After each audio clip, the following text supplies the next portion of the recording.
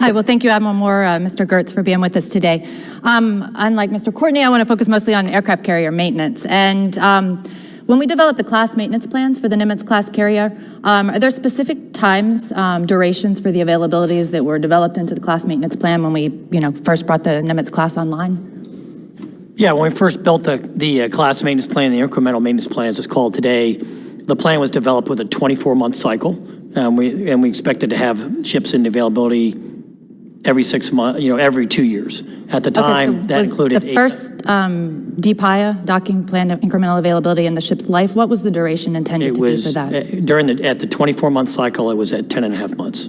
Okay, and so currently the George H.W. Bush is in a DPIA, the first in its life cycle. What's the duration of that availability? The notional duration for the Nimitz class today in the 36-month cycle is 16 months, based on okay, so the notional is shifted based off of a 36-month, I assume, the OFRP model that we've gone to now. However, you say it's notionally 16 months. That's and the Bush's availability is planned for 16 months? No, George H.W. Bush, because of unique work on that ship and because of other work in the shipyard, is going to execute at 28 months. Okay, so 28 months versus the 16 months that it should be planned. That's correct. Well, you say unique work. I visited the shipyard myself. The shipyard CEO told me that shafting and propellers was the limiting path work. I don't find that to be too unique over the class of ships. So can you explain the limiting work also going on in the shipyard, MTS conversion, other submarine work, if we prioritize that ahead of aircraft carrier maintenance? Well, I think it was a balanced approach. I don't want to disagree with the shipyard commander, but there's a number of other things on that ship that is driving the length of that availability. Right, I'm familiar with the other things, but I was told it was shafting and propellers, which seems unlikely to me to be the correct I would answer. agree with you there. So to move on, just to talk about successful completion of availabilities within timeframes, we usually use that as a milestone.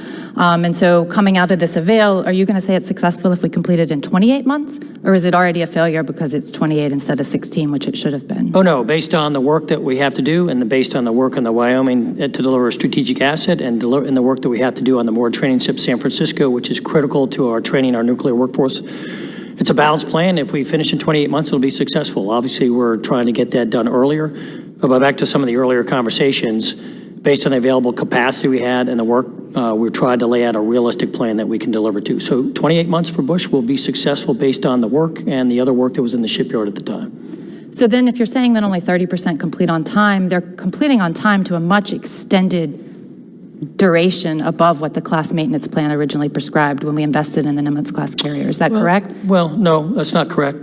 Bush is at 28 months, but 9 out of the last 10 carriers have delivered on time. On time per the duration in the class maintenance plan Yes, for the ship's design? Yeah, on time in accordance with the class maintenance plan. 9 out of the last 10? 9 out of the last 10. Okay, so I've just happened to frequently look around the waterfront in Norfolk, and it appears to me that there are currently 6 carriers in Norfolk that are not deployable. I can go down the list. We have the Eisenhower not deployable in its training cycle. We have the 73, the GW, which is in its RCOH, the 74 not deployable. It's waiting for several years before its RCOH starts. The 75 has an emergent casualty, is not able to deploy and relieve in the Gulf, approximately 2 months behind schedule. 77 we've discussed in its 28-month availability, which seems excessive based off of the life cycle maintenance plan. And then 78, the Ford, we've basically invested $13 billion in a nuclear-powered floating berthing barge that's not deployable because of the aircraft elevators and the yet untested dual-band radar, catapults, and arresting gear. Is that an adequate assessment that 6 out of our 11 carriers are sitting in Norfolk and non-deployable? Well, I mean, Eisenhower is in a workup cycle like all carriers are. She'll be ready to deploy right after the first year. I'll give you a buy for that one. But Truman will have her fixed here shortly. It's not unusual. We would have 2 carriers at any one time in depot maintenance. You always have 1 carrier in refueling. Gerald R. Ford is new. Obviously, new construction. There's 4. Once we get Truman back. So the taxpayers have made a good investment to currently have 6 carriers on the East Coast, plus I understand 1 on the West Coast, 7 of our 11 carriers in a non-deployable status, and we're having to extend the Lincoln on deployment because of 1 emergent casualty on 1 carrier. And that's where you desire to be in our readiness status for the aircraft carrier fleet? We certainly would have liked Truman to have deployed on time. There's 3 other carriers ready to go right after the first year that came out of maintenance. So yes, I So we were supposed to, by OFRP, develop a new surge capability, but that doesn't seem to be the case when the 1 carrier we have deployed can't be relieved on time. So is the OFRP actually generating that surge capability that we need to maintain presence? I think that question is probably best left to the fleet commanders, but in general, the 36-month OFRP provides a lot more surge capacity than the previous models that we operated under. You basically get the carrier, after you consider 6 months maintenance and 12 months workup, the carrier's deployed. But are we ever doing just 6 months maintenance? Is 6 months Sure. still 6 months is the notional for a PIA, sure. And how absolutely. many PIAs have we completed in 6 months over the last 5 years? Well, every one of them, every one of the PIAs in the 3 years I've been in this job have completed on time, every single one. But not the DPIAs. No, not the DPIAs, but we just finished Nimitz, our oldest carrier, on time. In fact, 4 days early out of a DPIA, going to 16 And months. what was the duration of that DPIA? That was at 14 months. Okay. And Carl Vinson's in the yard right now at 17 months because of some unique work we have to do ship, but notionally 16 months is where we're trying to head with the carriers in the 36 So then this seems endemic just on the East Coast? Because you're listing the West Coast carriers being much more successful. No, I mean, I think the Bush is at 28 months because of the issues I told you before. That's a unique thing. So, I mean, we want to be here for Readiness to provide you the tools to get the carriers out to deploy on time. So what else do you need to do that?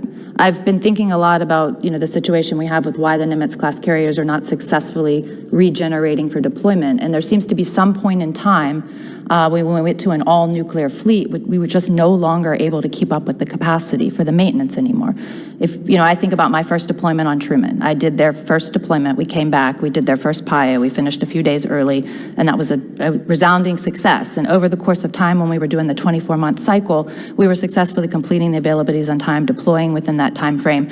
But then there was some point when the conventional carriers went away, when you lost Kitty Hawk, when you lost Independence, and all of the work only relied on 2 nuclear-capable shipyards. So do we have the capacity we need between Norfolk Naval Shipyard and Puget Sound to do the work that we need? We absolutely do. Well, then why do we have 6 carriers sitting in Norfolk that can't deploy? Well, you have 2 carriers in maintenance which are scheduled, which are delivering on time. We're going to fix the Truman. You have 3 other carriers which are out of Well, maintenance. explain to me 74. Why do we bring 74 back 2.5 years before GW is going to be done with their refueling and not deploy them? I was just there the other day. Yeah, And it appears to me that they actually have enough fuel to deploy again, at least a limited deployment. So why are we not deploying Dennis is them? available if we want to use it. Well, they told me there weren't. The ship's CO specifically told me that they've already started down the path of what they need to do to prep for the RCOH. They only have 2 more underways, and those are just, vacapes, op area, carrier quals underways. So are you telling me that we are going to get the rest of the use out of the fuel that we have in 74? We're Are we going to changing use the plan? 74 as a CQ carrier over the course of the next year before she goes into RCOH. That's the plan, and we'll make as maximum use of the fuel that's available on that ship. Well, they told me they only have 2 more underways. Should I refer to the operational fleet commander about that? Well, I think you should. Yes, ma'am. Okay. So you're telling me that you have all the resources that you need to maintain our carriers? We do.